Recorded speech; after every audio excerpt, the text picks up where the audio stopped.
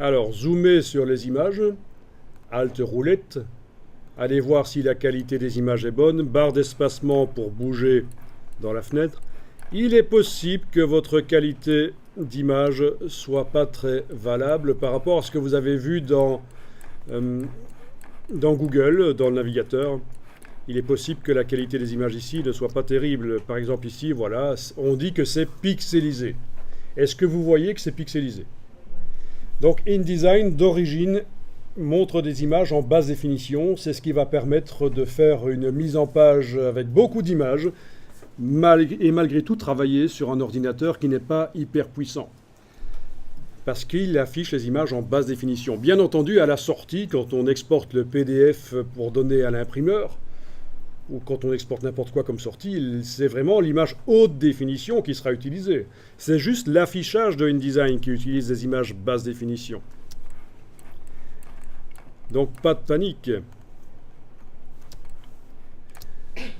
Vous pouvez, si vous voulez, si vous avez un ordinateur assez puissant et si vous travaillez sur un document qui ne contient pas des centaines d'images, vous pouvez demander de les voir en haute définition. Et ça, c'est en allant dans le menu Affichage, Performance d'affichage. Et là, à la place de l'affichage standard, vous demandez l'affichage de qualité supérieure. Et voilà, on voit les images en meilleure qualité, sauf parfois exception. Certaines images ont des caractéristiques qui ne permettent pas de les voir en haute qualité dans InDesign. Malgré tout, à la sortie, elles seront en haute qualité. Il n'y a pas de problème.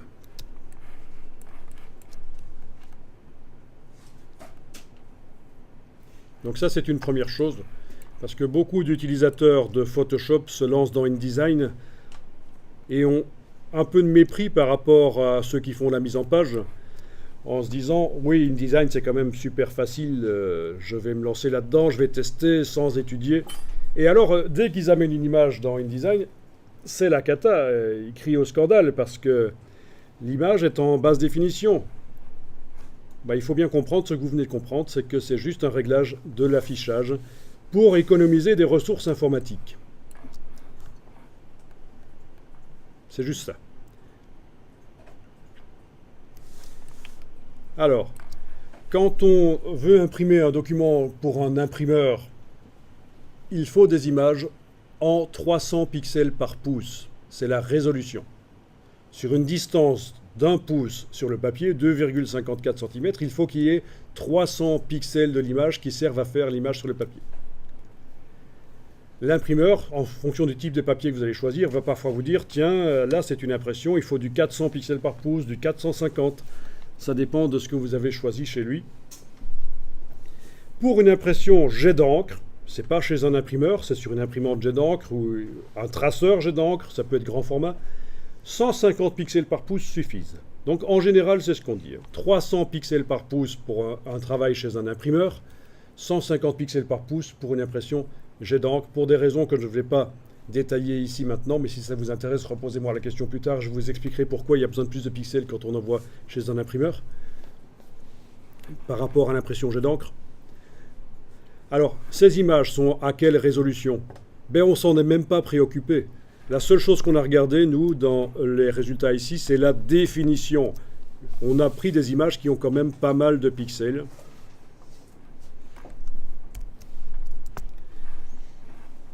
La résolution, on aurait pu la voir si on avait ouvert l'image dans Photoshop en allant dans le menu Images, taille de l'image. Mais on ne s'en occupe pas. La résolution telle qu'elle est réglée à l'origine dans les images, on ne s'en occupe pas. Je le dis parce que certaines personnes vont chercher des images sur le web qu'elles ont le droit d'utiliser, des images du domaine public, et quand elles les ouvrent dans Photoshop, elles voient « Ah tiens, c'est une image 72 pixels par pouce, ça ne convient donc pas pour l'impression. » Mais pas du tout.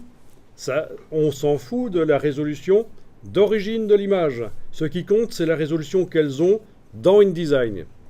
Et on va aller voir ça dans InDesign. Vous allez dans le menu Fenêtre, Fenêtre Lien.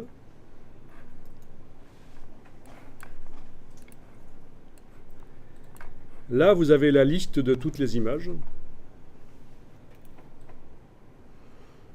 Et alors, il va falloir, si ce n'est pas le cas, déployer les informations ici. Donc menu fenêtre lien, et vous déployez les informations avec le petit triangle bien entendu. Et alors vous allez cliquer sur une image. Et les informations concernant cette image apparaissent. Alors qu'est-ce qu'on nous dit? N'hésitez pas à agrandir la palette lien par la case en bas à droite, ça s'agrandit pour qu'on voit bien ce qu'on est en train de faire. Ah, ça nous dit, tiens, le format de fichier est du JPEG. Le nom d'image, c'est ça. Elle est sur la page 1. Le mode couleur de l'image est RVB. Oui, donc ça ne fonctionne que si vous avez activé une seule image. Si vous en activez plusieurs, ça ne met plus rien. C'est sur une des images que ça donne l'information. Donc, j'en étais ici, ça vous dit que c'est une image de type RVB. Les couleurs sont créées par mélange de lumière rouge vers bleu. Là aussi, on y reviendra à un certain moment. Je vous expliquerai que si vous rencontrez des personnes qui sont depuis longtemps dans le monde de la mise en page, ils vont vous dire « Vous devez utiliser des images CMJN puisque l'impression est CMJN à la fin. » Ça fait juste 15 ans que Adobe dit qu'il faut faire des mises en page avec du RVB. Donc, c'est pas du tout un problème que les images soient de type RVB ici dans InDesign. Au contraire. Et je vous expliquerai en long et en large pourquoi à un certain moment parce que c'est vraiment très intéressant de comprendre pourquoi. État OK, ça veut dire que le fichier n'a pas été renommé sur le disque dur, il n'a pas été bougé. Donc, InDesign sait où il est, il n'y a pas de problème parce que ce sont des fichiers liés. Les images ne sont pas réellement dans le document InDesign. Il a besoin des fichiers sur disque dur pour générer le PDF final qu'on va faire. Taille de l'image, c'est la taille du fichier. Profil, pour quel matériel elle est prévue, c'est aussi quelque chose dont on parlera dans les formations avancées InDesign. C'est ce qu'on appelle la gestion des couleurs. Et alors on arrive ici à la partie la plus intéressante. Cette image, dans le fichier de l'image que j'ai été chercher sur le web, sa résolution est réglée à 97 pixels par pouce. Mais ça n'a aucune importance, cette valeur-là. La valeur qui m'intéresse, c'est celle-ci. La résolution de l'image à cette dimension-là, elle est de 2352, c'est-à-dire très largement au-dessus de ce qui est nécessaire pour un imprimeur. Bien sûr, chaque image est différente. Par contre, ce que vous allez sans doute tous remarquer, c'est que par rapport à la résolution telle qu'elle est indiquée dans le fichier, votre résolution de l'image dans InDesign est beaucoup plus élevée. Et ça, c'est très bien. Chacun a des valeurs différentes. Par contre, il y a une constante, vous devriez remarquer que, vu la taille de nos images sur le papier, elles sont petites sur la page. Vu qu'on a été chercher des images avec beaucoup de définition, 5000 sur 3000 ici, eh bien, on a une résolution, une densité des pixels. C'est ça, c'est la densité des pixels. Sur une distance d'1 pouce, il y a 2352 pixels dans mon cas, ici. Donc, c'est largement supérieur à ce qu'il faut, donc c'est parfait. Vous pouvez cliquer sur d'autres images, vous allez chaque fois avoir des valeurs différentes. Celle-ci était d'origine, celle-là, que je viens d'activer, était d'origine en 300 pixels par pouce. Et après l'avoir mise à cette dimension-là dans le document InDesign, les pixels se sont tassés les uns sur les autres. Elle est tellement petite que les pixels se densifient. On est monté à 1725 de résolution. Celle-ci 300 1567. Celle-ci 72 1555. Donc vous voyez, typiquement, ça c'est le genre d'image. Si vous n'avez pas compris ça, vous l'ouvrez dans Photoshop et vous vous dites « Mince, 72 pixels par pouce, je ne dois pas utiliser cette image. » Mais absolument pas. Elle est tout à fait valable. Vous pourriez même l'imprimer beaucoup plus grand, ça resterait valable. Le minimum, c'est ce que vous disiez avec les 300. Donc pour un imprimeur, ce qu'il faut, c'est à peu près 300 pixels par pouce, mais c'est l'imprimeur qui va vous préciser. Il faut toujours parler avec lui avant de commencer le travail. Et pour une impression jet d'encre, 150 pixels par pouce sont suffisants.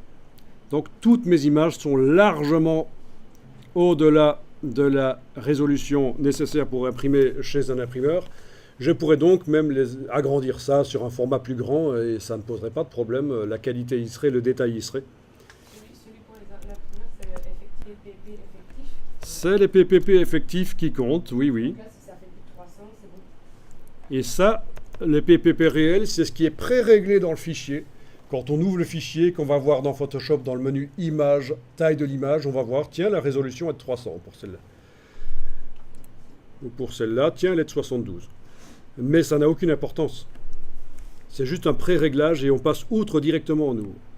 En important les images sur la page InDesign et en décidant de leur dimension, on passe outre des pré-réglages qui sont dans le fichier de l'image. Ça n'a pas d'importance. Les centimètres et la résolution pré-réglée dans le fichier n'ont pas d'importance.